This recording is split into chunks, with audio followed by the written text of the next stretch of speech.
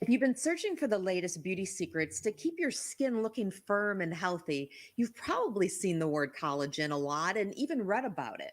It's likely, though, you have some lingering questions, like what's really the best way to increase collagen? Luckily, there's no need to give ourselves crow's feet trying to make sense of it all. Dr. Michelle Henry, clinical instructor of dermatology at Weill Cornell Medical College, is with us this morning. We're so glad to have you, Dr. Henry. So, first, what is collagen and how does it affect our skin? So, collagen is a protein and it's actually one of the key building blocks of our skin. It's really critical to our skin's youthfulness and to prevent sagging. And a fun or not so fun fact is that after the age of 20, we'll notice a 1% reduction in the amount of collagen we produce. And this can lead to accelerated aging and, of course, sagging. Dr. Henry, what are some ways that we can boost or even preserve, especially since you said that our collagen can decrease? So, how do we boost or preserve that collagen production? Yeah, so whenever I'm talking to my patients about boosting our natural collagen or preserving the collagen that we have, I typically give them four tips. So, tip number one is to consider applying a topical antioxidant. So, something like vitamin C. And of course, don't forget your daily SPF, which is really important to preserving your collagen because environmental factors, things like pollution, free radicals, and UV can really destroy our collagen and destroy our elastin, leaving our skin more prone to becoming saggy.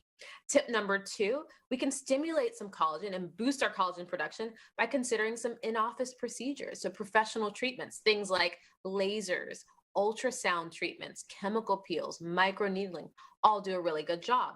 Tip number three, and this is probably a more affordable and less invasive approach, is to invest in daily skincare that includes ingredients called collagen peptides. So, collagen peptides are these really amazing molecules that have been shown to boost our natural collagen production and really visibly firm the skin.